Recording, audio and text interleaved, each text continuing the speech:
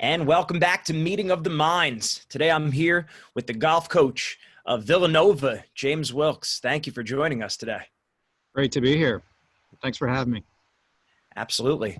So, Coach, tell us some of the philosophies on your team that you use with them to be successful.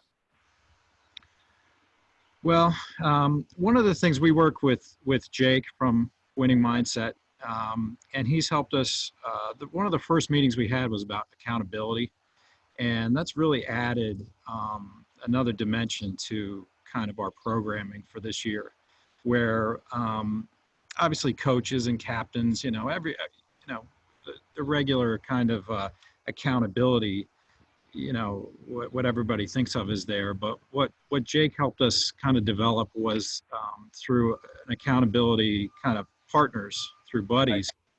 It was a much more regular kind of check-in where you were responsible to your buddy, to your teammate every day. So whether you had practice or not, whether you were going to a competition or not, the way you approached your homework, your classwork, just everything to do in your daily life, having somebody that really was relying on you to kind of hold up your end of the bargain, I think that really made a difference. I think that was one of the really key things to kicking off our year. At least the beginning of our season was a really positive one. Yeah, absolutely. No, and it's funny because a lot of these mindset lessons we know, but we don't always put the pen to paper, or we don't always take those practical steps. So it's important that the kids are actively engaged as opposed to just listening to information.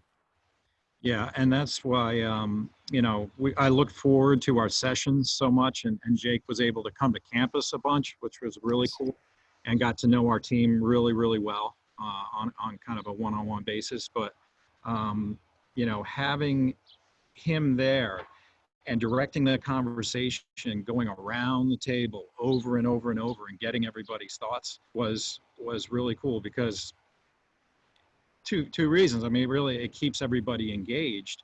But as coaches, Coach A and I, what we realized and what we noticed and what we appreciated was that we were hearing the same comments from the team members on a lot of things. And it also helped them realize, wow, my teammates kind of struggle with the same things I'm dealing with. And it was really a great experience to have those regular meetings where guys were talking about this stuff openly, whereas we just go to practice. Sometimes these things aren't even brought up. So it was really effective, I thought. Right. It's like once we get on a roll, we start talking about mindset and we see other people struggle with the same things as I do. And a lot of times maybe that's people's either insecurity that they don't want to bring that up. They don't want to talk about anything they struggle with. But then after working with, thousands of people, you start to see there's patterns that are developing. It's not random. It's like when we look at an optical illusion, the funny thing about that is everyone makes the same mistake. We don't all make different mistakes. It's the same mistake that our brains make. So it's just important that we capitalize on that. We learn how to deal with it. One of the, I know, looking at your videos and researching a little bit and obviously working with your company, I know that you study a lot about philosophy and psychology. And I took an intro to psych course online during this period just to, keep myself busy and try and further my knowledge. And I hadn't taken a psychology course, but I thought it was great. And it gave me a little bit more maybe of an insight into some of the things you build into your programming. But one of the interesting things is, especially the sport of golf, is that the idea of the spotlight effect, where you think that you're the only one that is feeling that, or that all the focus is on you. And that's it's so prevalent in golf. For some reason, we all think that everybody's watching us and thinking about our swings and our techniques all the time, when actually they're just worried about themselves. And I think in those meetings, like we said, back to that point, is that it kind of helped everybody realize, like, okay, yeah, I'm not unique in this. So anyway, I have a long way to go before I get as many classroom credits in that department as you have, but it was a good start for sure. Oh, that's great. And the idea is taking all of that theory, all that abstract philosophy, psychology, which of course I love, and making it very practical and down to earth so the kids respond to it, as opposed to just all this theory, right? And Right. I think a lot of them, they feel a lot of the pressure because they, obviously they work really hard. They're trying to perform. I could tell you, I spoke at Bergen Catholic this year in New Jersey. Golf coach Jim Jacobson, Coach Jake, and the coaches all across the board were talking about Villanova golf. I mean, you guys were the school that everyone was speaking about, and that's where the kids want to go. That's where everyone's saying. So it's just with that pressure, academically, athletically, and the difficult standards. It's like, how do you recommend athletes cope with that in terms of from high school to college? Well, just in 10 years, the standards at Villanova, the admission standards have gotten crazy. And every alum I talk to, all of us, when we run into each other, we all say the same thing, that we'd never get in now. We got back when it was easy to get in back then, 10, 20, 30, 40 years ago. But now it's such a difficult school to get into now. Yeah. And they really raised the standards. And I mean, and that's a credit to all that they've done. And Father Peter has, really raised the bar as far as just the standards, the programming, the number of PhD professors, right, like everything. And then along with that, the test scores and the grades that are required to get in are just incredible. So, we love having all the interest. We have had just a few years ago, we did have one of Coach Jake's players that played for us, and we get interest from a lot of obviously Jersey kids. But I would recommend that they make sure they're really doing their homework as far as their search, and don't get your heart set on one program or one school. Really take kind of a broad look first before you narrow it down and say, this is my dreams, this is the school I'm going to go to. Because especially with athletics, there are so many levels and divisions of athletics that don't just assume I have to go to this Division I school to play this sport I'm interested in. You could go to obviously hundreds and hundreds of schools across the country that have great academics and allow you to play at a different level, but a different level doesn't mean a different competitive level for sure. We've run into plenty of schools and programs that are not Division I that are clearly a much better team on the golf course than we are. So I would recommend that they definitely do their homework and they take a broad look before they dive into their list and narrow it down. Makes sense. And I think you see a lot of the athletes, because they know it's so competitive, they can't have a bad day of golf. They can't have a bad tournament. They can't have a bad test, a bad SAT score. So what would be some of maybe the mental recommendations to stay in the moment as opposed to thinking too far into the future? Well, I mean, that's exactly it, right? And that's what Jake, we talked about that a lot. And as coaches, we talked about that every year. And as golfers, you always hear one shot at a time. Like, you're really trying to focus on what are you trying to get done right at that moment, and not think about the outcome and whatever the outcome of your performance or that test. Don't worry about what it's going to mean to the big picture, because all that's going to do is take away from your performance at what you're trying to do. You simply can't be effective trying to do something while worrying about what it's going to mean later. And it's so much easier said than done, for sure. But I think if I could give any student athletes any kind of maybe a reassurance, is that at least for me personally, and I know a lot of my colleagues feel the same way, that a bad day on the golf course doesn't define you. And we don't look at student athletes as, oh, they had a bad round and their resume is in the trash. To the contrary, actually, because we know that, especially with our sport, it's extremely difficult to be consistent on a round to round, day to day basis. So we're going to expect that everybody's going to have a bad round. Everybody's going to struggle. And we almost prefer to see that sometimes when we're out recruiting, so we can watch that athlete, how they respond to it, because that's going to tell us a lot more than, oh yeah, they're out there shooting, one under par, and it's like, oh, they're so relaxed. And, well, of course they're relaxed because they're having a great day. We want to see what happens if they're going to shoot 80, and how are they going to handle that. So I would say, as far as the pressure, don't live and die with every round. Just take from the mistakes of a bad round and try and improve on it, and look back and say, okay, what are the things that kind of held me back there, and what can I do to improve the next time? And I kind of say the same thing with the classroom, right? Like, you guys are Ivy League, you guys are a lot smarter than me, but is an employer going to look at your transcript and say, we noticed you got a C on a test in your sophomore year of high school or college? Like, it's probably not going to be the end of the world for you, and it's not going to change, your fortunes, in the long term. So I think, I try and even caution our guys, like, oh, do your best, but let's not try and be perfect about all this stuff. Right.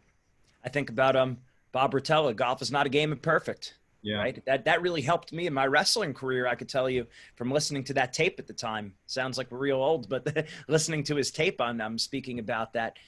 And yeah, like you said, you find out what people are made of during the adversity. So you do want to see how people respond when they struggle, when they're not having a good day. And then even during this whole coronavirus, right? What do you tell your athletes in terms of staying positive and just improving any way they can during this time? Yeah, it's been such a challenge, and I'm just super proud of my team and my guys, and not because of what I did or what I told them to do, but they just wrapped up. We got their grades this week, and we had a team GPA this semester of about 3.77, something like that. Wow. And a bunch of 4.0s.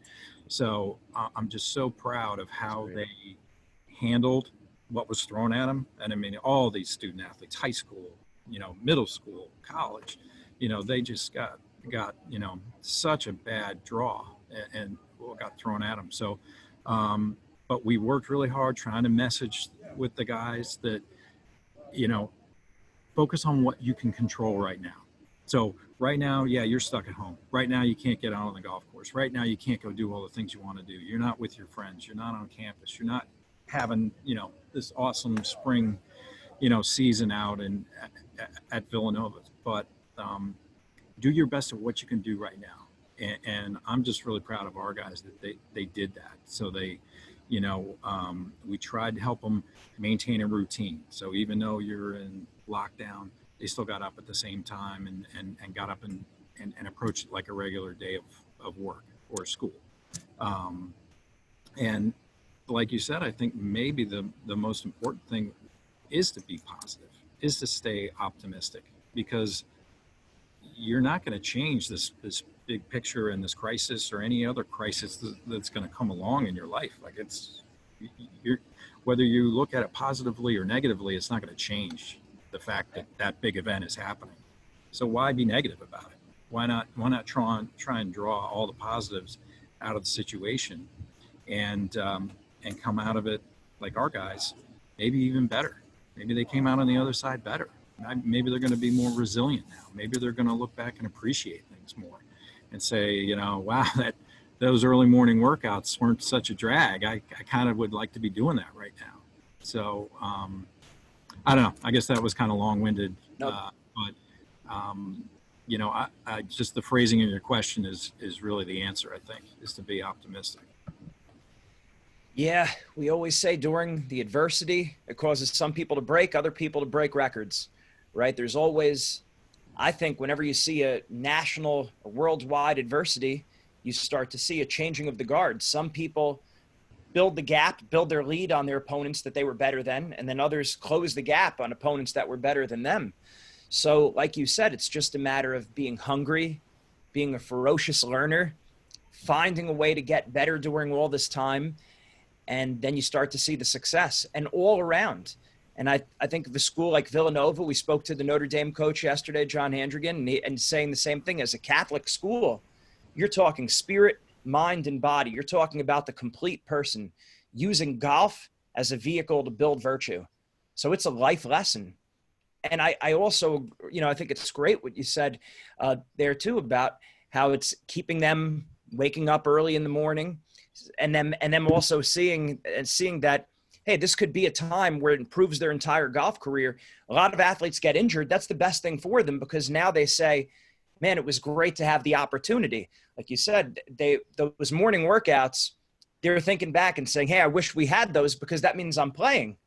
So yeah, we sometimes don't know what we have until it's gone or taken away temporarily. Yeah, and we have our sport administrator is Father Rob Hagan, and he is just he's fantastic about putting these kind of things in perspective. And he and our athletic director Mark Jackson have both been very supportive, and they are constantly, weekly, through either masses online or meetings, to try and encourage us to compete during this time and get better and come out of it. Not just put this on pause and everybody just, okay, wait to ramp up again. They wanted us to be competing during this time in everything that we did. And again, it fits really well with your programming that Jake has helped us with this year. That predator mindset, where it's just like, we're gonna compete at everything we do, whether it's on the golf course or in the classroom, or just being the best person you can be. You can compete at everything you do, and our guys have, I think, done a great job of that this year. I'm just really proud of them. Absolutely. The competition keeps the mind sharp. It keeps the body sharp, and it gets you ready, because you never know when we're going to be able to actually compete again in tournaments and everything. And then there's your chance. Are you ready to throw it together mentally? Do you have that competitive instinct, or did you lose it? I remember sometimes feeling, a lot of times during the summertime, a little bit of the competitiveness would go away. And as I learned with our mindset training and sports psychology, you have to keep that sharp. That competitive mindset needs to stay sharp at all times, because it is a little bit of you use it or lose it. Yeah, absolutely. And for us, for our team and our sport, summer is a busy time for us. So they're doing all their, they're doing their regional and national tournaments and local golf association tournaments. And so when they come back in the fall, that's typically our really sharp season, because everybody's been playing for months in the great weather, and they come in really fired up. But the reverse kind of happens with us in the winter time. And that's where, okay, the tournaments are over, and we've got a couple of months where it's just grinding for finals and, and obviously the holiday breaks, and then kind of gearing up for the February, March trips. So that's where we have to kind of switch our focus into what can we compete at. And that's when we get after it really in the weight room, and guys are really kind of on each other and pushing each other, because they don't have the ability to do that on the golf course every day. So, but yeah, again, just as a program, we really want to be competitive every day at whatever we're doing. And it's just it just obviously raises the bar for everybody, and everybody's looking around and like, seeing how hard guys are working in the weight room next to them, or, grinding at the range or whatever. They realize, okay, there's a standard here that I need to hold myself to. Right. Iron sharpens iron. And that important concept of fraternal correction, being able to critique one another in a positive way. It's because you're my teammate, you're my brother, I love you, I want you to get better. And at the same time, I want your critiques on me if I'm dropping the ball, or even the things I'm doing well. Like, let's take care of each other. And that way we are our brother's keeper. Yep, absolutely. No, it's great stuff. And I think a lot of people don't look at how important that is for even individual sports. Like, golf's an individual sport, wrestling's an individual sport, but there is the team component. They keep a team score. So the importance of the team, and how to encourage one another. What are some good recommendations for for helping golfers be better teammates? Well, it's funny. That is an annual discussion, and you coming from the wrestling world, you said it right there. It's an individual sport, but is it or isn't it? Right. Because these guys, yeah, they're putting on the V, and they're going out there, and that score, they're posting that score, and it's going to go under Villanova's name, not their name. So but we do some we've tried to mix up this past year, try and build in some different formats in practice, so some different kind of partnering up or teams where they have more of an appreciation for their effect on their pod or their team or whoever they're playing against that day. They have more of an appreciation, so they watch their teammate like how we watch them all the time, and we're pulling our hair out at these tournaments because like literally we're watching every bad break, and it's kind of hitting us, and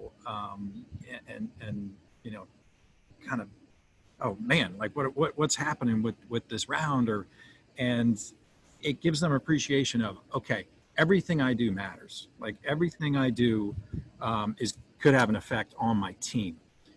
So we've tried to build inside of some fun competition, and we actually got some comments from them. They're like, oh man, this is kind of hard watching, watching everybody play instead of just worrying about yourself.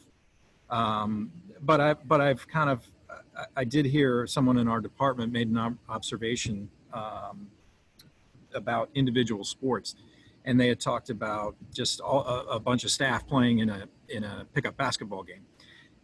And this person made the comment that it's funny, you can tell people that played individual sports and that they were much harder on themselves during anything like that, like any kind of sport where they're just so used to taking all the blame on themselves, whereas a pure team sport athlete seems to be able to kind of roll with the punches, and just mistakes are just part of the deal. Like you got 10 or 11 people on a football field, or you got all kinds of 5 basketball players playing at one time. Mistakes are going to happen, but for the individual sports, it seems like we're the hardest on ourselves for some reason. Yeah, and we know how important the team aspect is because there's not a few players, not a few athletes that have had their careers ruined or maybe internally broke because of either an athlete-coach relationship, teammate relationship. The surrounding environment is very important for helping the athlete get the most out of themselves, and then they could contribute to that team score. So it is important. It's huge. How do you, oh, go ahead. Go ahead. I was going to see, how do you best understand your individual athletes? Because just like no 2 fingers on your hand are the same, no 2 kids are the same. We have these principles that we could generalize across each student athlete, which makes sense. But then within each kid, there's differences. How do you get in their head yourself as a coach? Well, that's a great question. And it's something in my 10 years that I've tried to get much better at. But first I had to realize that I had to get better at it, because I think it's really easy to say, okay, here are my philosophies. Here's all these things that I know are proven. This all works. Just everybody listen and let's do it, and you'll be fine. And it doesn't take that long to figure out, like, that's not how it works. And there are, just like everybody learns differently, everybody needs to be coached differently. And I think that there are a couple of ways. Obviously, the more time you can spend with them on the golf course, the more you're going to kind of learn about their competitive side and how can you specifically help them with aspects of their game. But just in the weight room, you see how guys compete. You see how guys react to different motivational cues, and you begin to understand kind of how you can push different guys' buttons and how they should be pushed to get them to be their best. Some guys, and honestly, Jake helped us a bunch with that, because we did have an entire meeting about, what are the things that help you? How does a coach help you, and how do they inadvertently hurt you? And that's really eye-opening, and that's a great exercise for any coaching staff to kind of try and get a hold on. I mean, everybody does try and obviously figure out that information, but actually actively seeking out those answers is, I think, just going to make us much better coaches. Oh yeah. And that's all based on my thesis, which was on perfectionism and anxiety in athletes. And not surprisingly, we found the athletes that were more perfectionistic got more nervous, they did worse. And perfectionism was broken down into 6 subscales, and 2 of them had to do with parents, parental criticism and parental expectations, or their perceived level of parental expectations and criticism. And I said, well, why don't we just apply the same thing to coaches? Because we see a very similar relationship, a very similar dynamic. And that is something that really helps a lot when the coaches and athletes, it just opens the lines of communication. It gives a little bit of a direction to an ongoing conversation. The worksheet's never meant to be the end all be all, but the beginning of that conversation. Yeah. And another thing I think that's helped in recent years is our assistant coach, Coach Aylward. He and I try to spend as much time at tournaments walking with individual players. And again, that varies. Whereas some players love to have a coach with them as often as possible, and it really helps them kind of stay distracted when they need to be distracted and engage when they need to and focus. But others just want to be left alone, and they have their own game plan, and it certainly works differently, but for each player. But we have tried in recent years to spend as much time with the underclassmen, during tournament rounds, so that we can learn the most about them, figure out how we can help them, get our points across, and by the time they're upperclassmen, they already know what we would say in a situation. Like they don't really need us around. They might want us to come with them, and around, but they've heard it all by then. And we feel like we've gotten the point across. We've done everything we can to kind of help them through countless situations. And now we can focus on a new crop every year as they come in. That makes sense. You've effectively implanted your voice into their head, which is great. We try, and we're very careful about what we're trying to implant in their heads, obviously, because we realize the impact that what we say can, they might remember that the rest of their lives. So we want to make sure that we're clear and that we're honest and that we're giving them good information.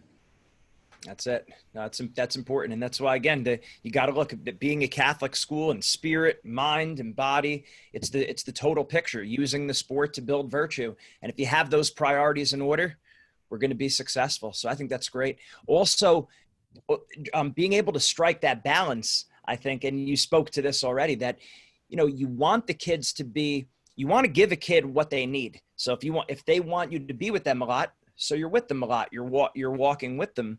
But on the other hand, we don't want to enable them to use us as a crutch. So it's being able to balance giving what they need versus not enabling any of those dependent or codependent tendencies. Right. Yep.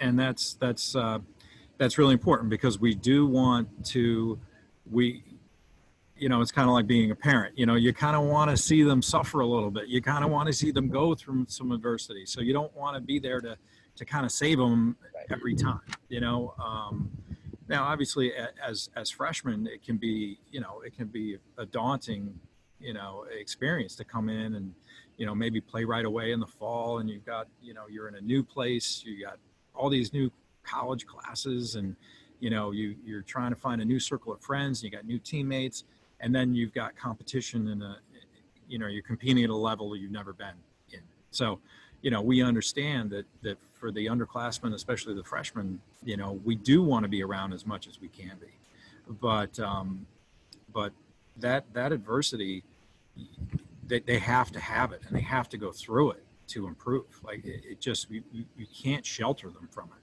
or else, we're never going to be as good as we could be.